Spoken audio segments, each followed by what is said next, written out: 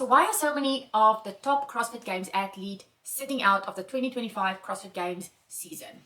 Yeah, if you haven't been aware or been following, you've probably seen a bunch of athletes posting that they're not going to be doing the Open. The CrossFit Open registration numbers are down by over 40%, I think, compared to last year. Was it? I think it was compared to last year.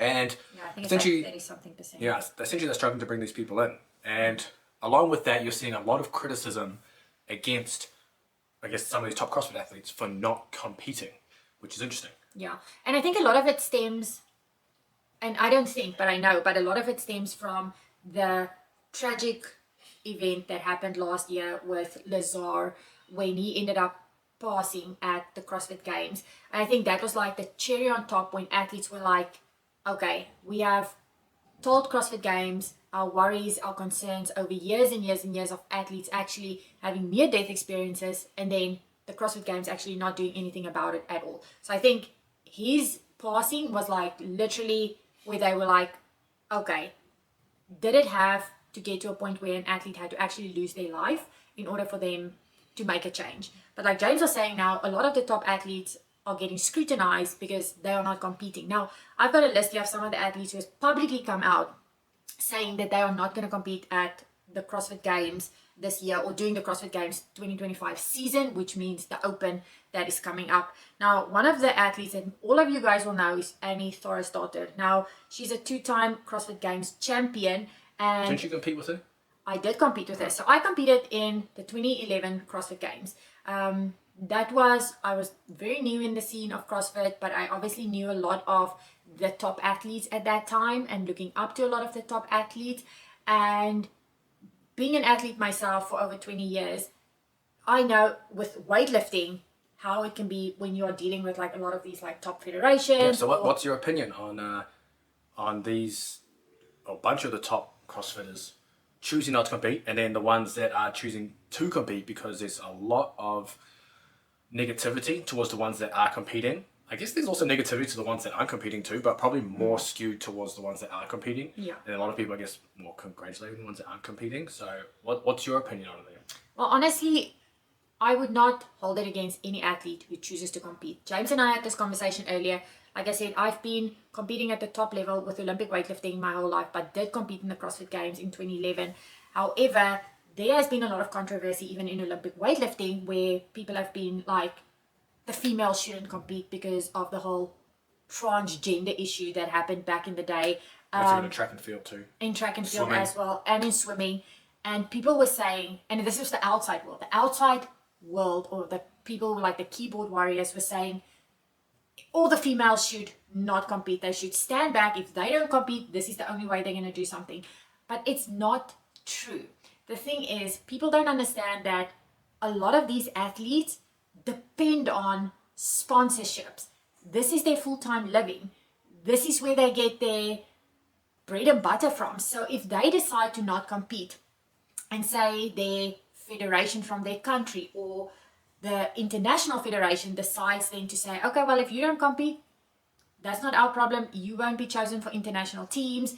You won't be going to certain really big competitions. You won't qualify for things like the Olympic Games, etc., etc.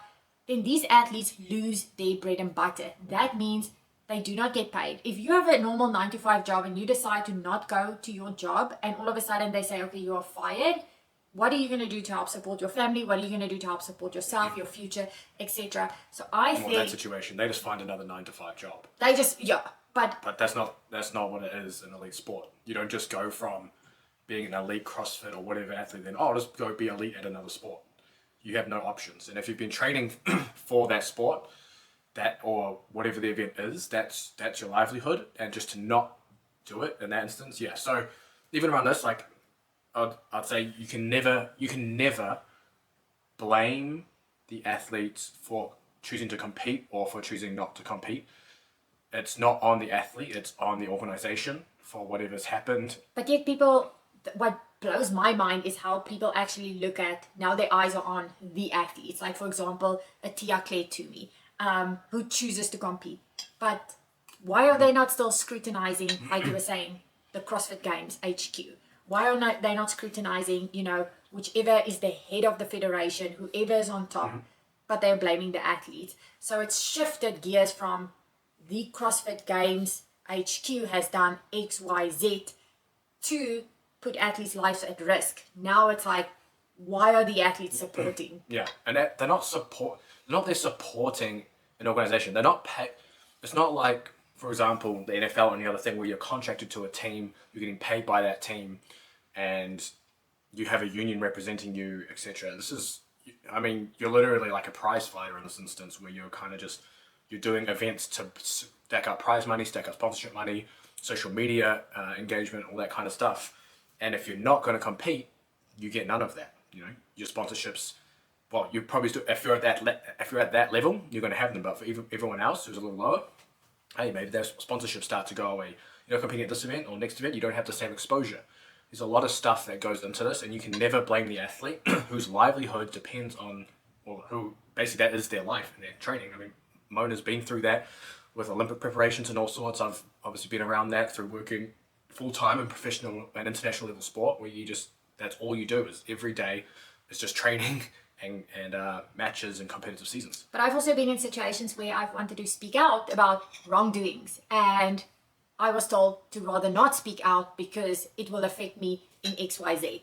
And it has affected me in XYZ. And the problem is now there's all of but yeah, I just also wanted to name some of the athletes who are not going to be competing and not supporting the 2025 season this year that's come out so far. It's Annie Thorisdottir, Patrick Vellner, you all will be familiar with Patrick Vellner, Chandler Smith, Emma McQuaid, Elissa Fuliano, I'm not familiar with her really, but Emma Toll, Luka Ðukić, he's obviously the brother of Lazar. He's been very vocal about not competing and what he thinks about the organization.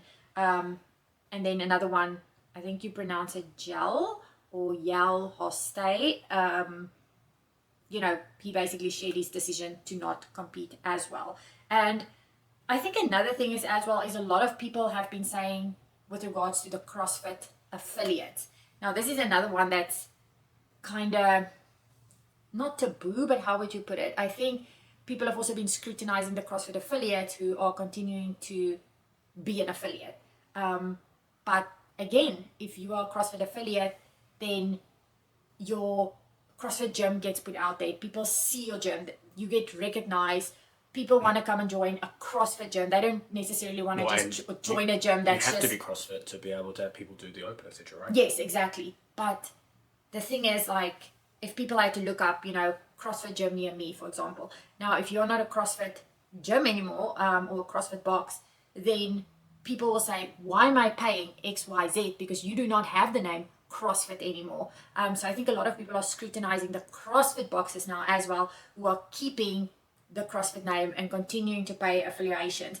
And again, this is not on the CrossFit boxes. This is not on the owners. This is not on the athletes, because this is how they put food on the table for their families. And yeah, basically what I've gotten with some statistics over here is, as of day 26 in 2025, registrations are at 73,179, a 35% decrease from the 113,103 at the same point in 2024. So obviously there's a lot of athletes who are boycotting. There's a lot of athletes who are standing their ground, and I applaud these athletes because it's not easy. You know, these athletes are obviously making a firm stand. They are saying, this is our values, this is our beliefs. But we are here today to tell you guys to then also not scrutinize on the athletes who are actually competing. I've been there. I've been in a situation like that. You often don't have a choice. So as the athlete, you are not doing anything wrong if you decide to compete or if you decide not to compete. It's literally, people should still support the athlete no matter what they decide to do. Any other thoughts? Yeah, I guess we'll see what 2025 has in store for the athletes. I guess we'll be following closely what's going to be happening with CrossFit HQ, because obviously there's been a lot of rumors going around. I guess we must just keep an eye, and then we will keep you guys updated, and then we will see you guys in the next one. Don't forget to like and subscribe. We appreciate all the support.